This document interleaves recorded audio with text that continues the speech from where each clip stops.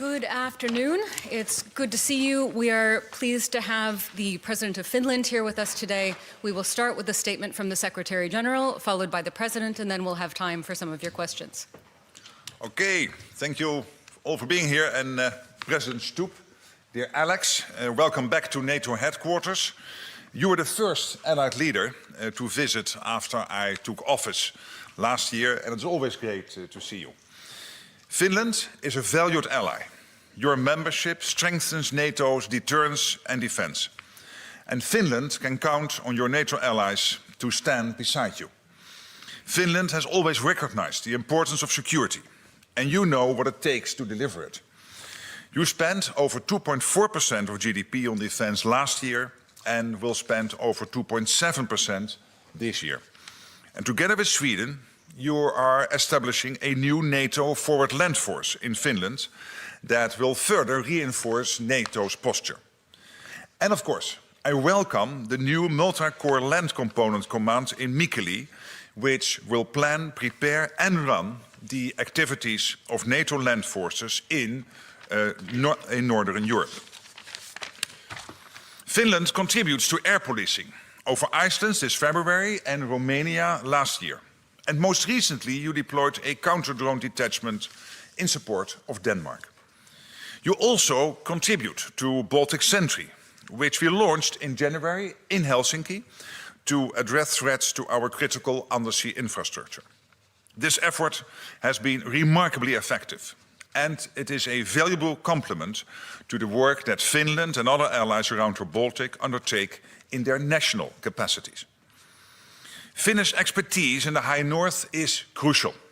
Last week, the Deputy Secretary General joined the first Arctic Space Forum in Helsinki to advance work on space-based capabilities and strengthen deterrence, resilience and situational awareness in the Arctic. Russia continues to wage a war of aggression against Ukraine. Ukraine continues to defend itself with courage. Allied support, Finland's support, is making a difference.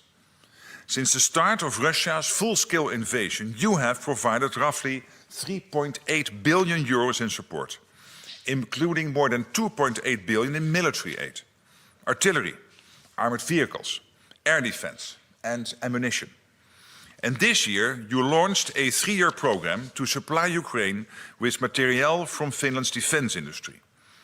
Along with Baltic and other Nordic allies, you helped start a new initiative to train and equip a Ukrainian brigade. And you recently committed 100 million euros to the prioritized Ukraine requirement list, PEARL, enabling the delivery of urgently needed military equipment from the United States to Ukraine. Economic pressure also matters. The latest European sanctions, along with US and UK measures against Russia's largest oil companies, will further constrain the Kremlin's war machine.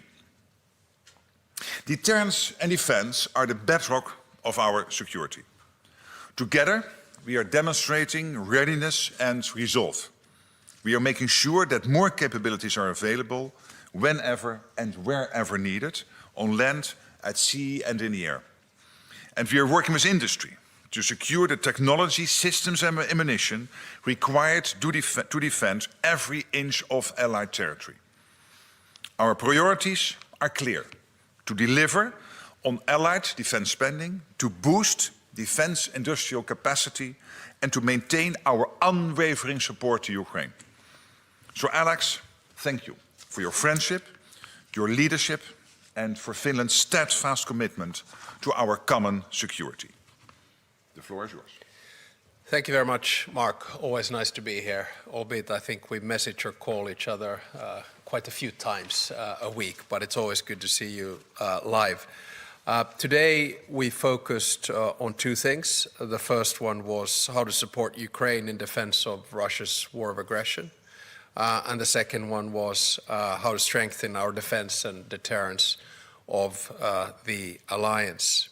Of course, Russia continues to bomb civilian infrastructure and civilians and shows absolutely no signs of real willingness to come to the negotiating table.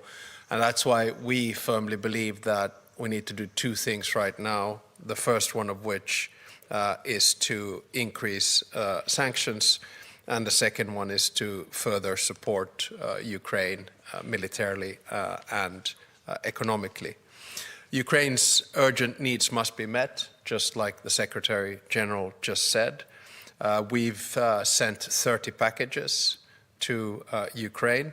On top of that, we have decided to join the Nordic-Baltic Pearl package with 100 million euros, which the Prime Minister and the government announced a few weeks back.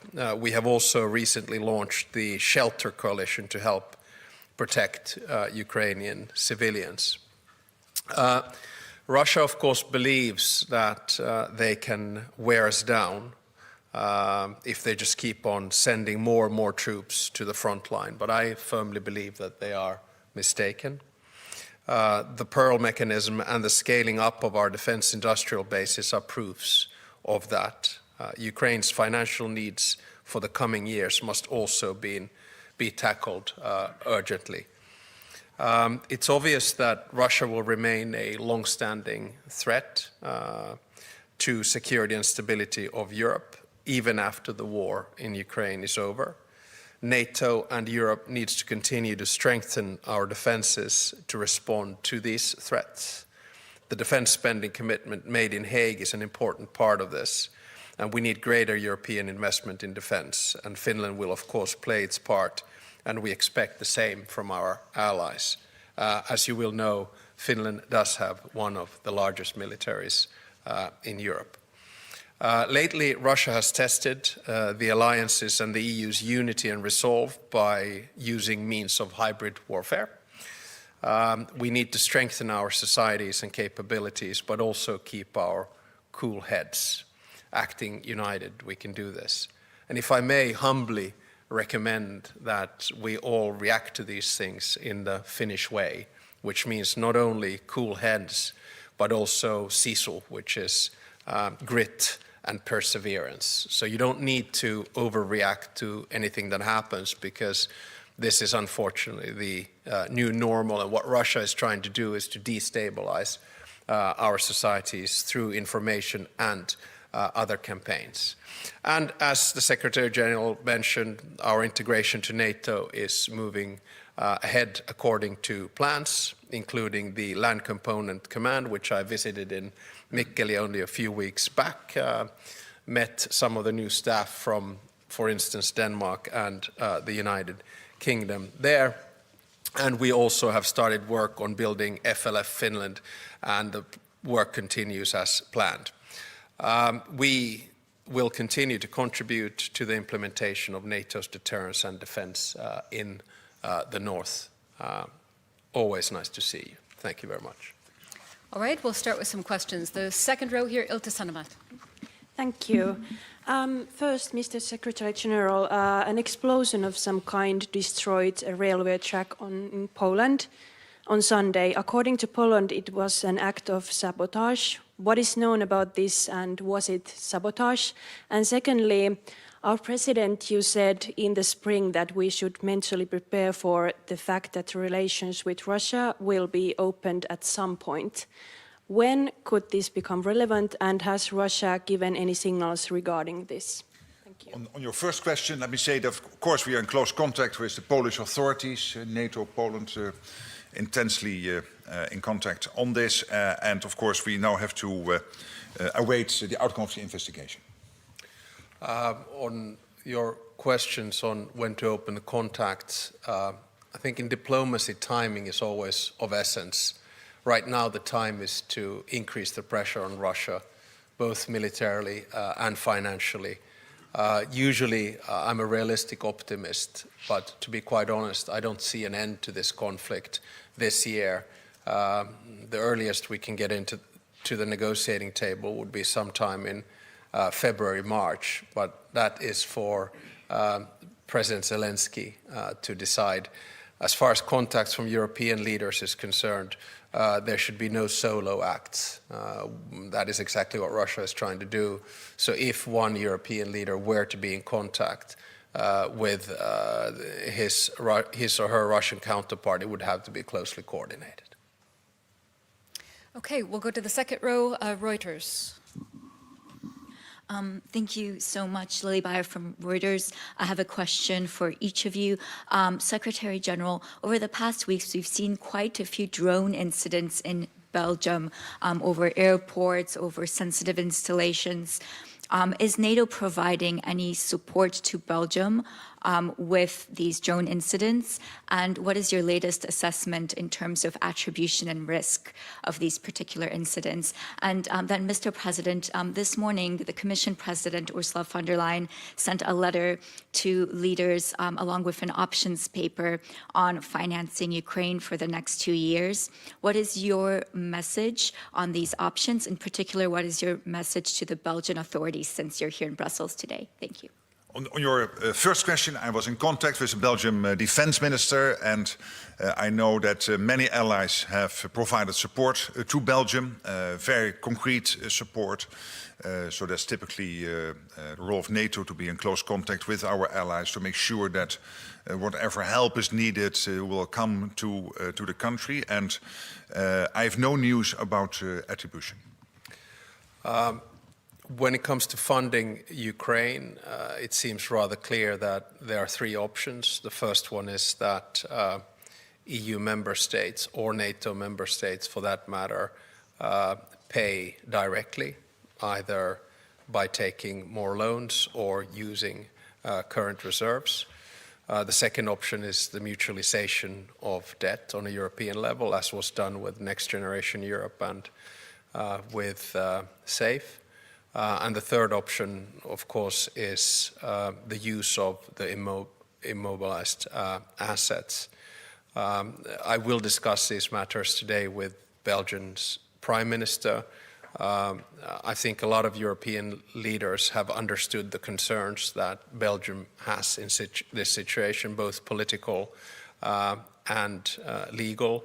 And I hope that when leaders start moving towards the European Council of December, that solutions will be found, because it is of utmost importance that we continue to fund Ukraine in its fight for its existence and survival. Okay, coming to the third row, the woman in the beige jacket. Greta Karvala, Kauppalehti, Finland. What is the most important military action Finland should take when the United States reduces its presence in Europe? And this question is for both of you. Well, I think we will see a reassessment of the US troop posture in Europe. At this stage, I'm not excessively concerned. We'll have to wait for both the national security strategy of the US and their national defense strategy. I think it's in the interest of all of us that the United States retains a foothold in Europe, and I don't see any signs of radical changes on that front, but perhaps the Secretary General of NATO knows better. No, I completely agree with that reaction. What we also see is Europe stepping up. We have the NATO summit where European and Canadian NATO allies committed to the 5% defense spending, including 3.5% on core defense, which equalizes defense spending now all over NATO with what the US is spending. We see the Europeans and Canada stepping up when it comes to military aid to Ukraine, and we have seen Canada and European allies stepping up when it comes to the security guarantees in case a ceasefire / a peace deal would be done on Ukraine. So in all these issues and all these subjects, you see that basically allies are stepping up. At the same time, we have a strong US military presence in Europe, and on that I completely agree with the reaction of the President. Okay, time for just a couple more questions. Let's see, in the center here, second row. Thank you. Richard Husu, Finnish Broadcasting Company. Just a follow-up maybe on the frozen assets and maybe also to the Secretary General and then to the President as well. How confident are you that there could be a decision ahead of December, in the upcoming few weeks, and how important would such a decision be as a signal for Ukraine ahead of a difficult winter? Thank you. Well, yeah, I mean, on the mobilized assets, obviously that's something for European allies, particularly those now part of the European Council, to discuss. I should not comment too much on that.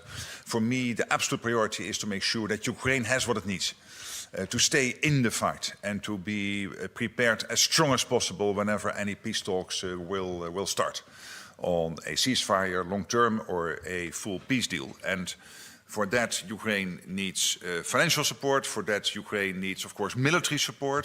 It's crucial that what America is providing, paid for by allies, will flow into Ukraine as it is currently. This is really crucial support, both lethal and non-lethal, to Ukraine. So on all these issues, that's what I'm concentrating on. And as the President just listed the various options the European Commission put forward, yeah, it can be paid for by allies, jointly paid, or through these mobilized assets. And then it's up to the European Union ultimately to decide on the best way forward. Yeah, same. I mean, neither one of us participate in the European Council meetings, and on our side, it's the Prime Minister and the government that has had a lead in this important matter, and the way in which I see it is they've taken only correct decisions, and I'm sure they'll continue to do that. Okay, that's all we have time for today. Thank you so much. Thank you. Thank you.